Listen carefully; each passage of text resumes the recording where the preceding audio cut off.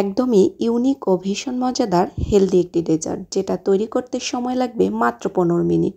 আসসালামু আলাইকুম এভরিওয়ান, সবাই কেমন আছেন? সবাইকে জানাই অনেক অনেক শুভেচ্ছা ও স্বাগত। আজকে আপনাদের তৈরি করে দেখাবো ভীষণ মজাদার হেলদি ডেজার্ট, যেটা তৈরি করা খুব সহজ। এই ডেজার্টটি তৈরি করার জন্য এখানে নিয়েছি একটি মিডিয়াম সাইজের মালটাটাকে ভালো মতো করে ধুয়ে এরপর মাঝ বরাবর এটাকে কেটে নেব। তো মাঝ বরাবর কেটে নেওয়ার পরে একটা ছুরির সাহায্যে অথবা একটা চামচ দিয়ে সাইড থেকে মালটাটাকে ভালো মতো করে উঠিয়ে নিতে হবে। দেখবেন যে সাদা অংশটা যাতে উঠে না আসে। সাদা অংশটা উঠে আসলে দেখা যাবে যে এটা একটু তিতা তিতা ভাব চলে আসবে। খুব সহজভাবেই মালটাকে আমি ছাড়িয়ে নিয়েছি। এখন এই মালটা দুটোকে একটা জারের মধ্যে উঠিয়ে নেব। পুরোটাই আমি উঠিয়ে নিচ্ছি, রস বের করে নিয়ে নিই। এখন এর মধ্যে অ্যাড করে নিচ্ছি একটি ডিম, এরপর দিয়ে দেব গুঁড়ো দুধ।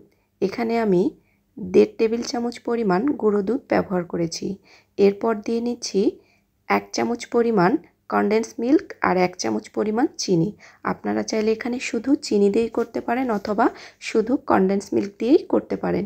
তো সবগুলোকে আমি ভালো মতো করে ব্লেন্ড করে নিয়েছি। এখন এর মধ্যে অ্যাড করে নিচ্ছি 2 থেকে 3 ফোঁটা ভ্যানিলা এসেন্স। এরপর ভালো মতো করে একটা ছাঁকনি দিয়ে ছেঁকে নিতে হবে। তো আমি এই মালটার খোসার মধ্যে এই মিক্সচারটাকে ঢেলে নেব। আপনারা চাইলে এখানে বাটিও ব্যবহার করতে পারেন, এটা একটু দেখতে সুন্দর লাগে এবং আকর্ষণীয় হয়। তো আমি এখানে মালটার খোসার মধ্যে এবং আরেকটা বাটির মধ্যে ঢেলে নিয়েছি। তো এখন এটাকে চুলায় ভাপে বসিয়ে দেব। তো উপরে একটু সামান্য মালটার খোসা গ্রেট করে দিয়ে নিয়েছি।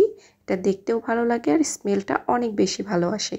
তো এটা ভালো মতো করে সেট করে নিয়েছি। দেখুন, যেরকমভাবে পুডিং বানানো হয় ঠিক সেইভাবে এটাকে ভাপিয়ে নিতে হবে।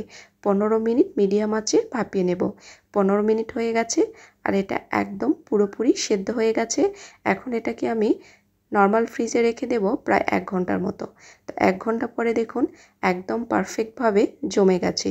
কমলার এই মিষ্টি একবার হলেও বাসায় ট্রাই করে দেখবেন আর বাসার সকলকে খাইয়ে একদম তাক লাগিয়ে দেবেন। কেমন লাগলো আজকের রেসিপিটি? যদি ভালো লেগে থাকে অবশ্যই ভিডিওটি বেশি বেশি করে শেয়ার করে দেবেন আর সুন্দর একটি কমেন্টস করতে ভুলবেন না। এই পর্যন্তই, সবাই ভালো থাকবেন। আবার দেখা হবে নতুন কোনো ইউনিক রেসিপিতে। আল্লাহ হাফেজ।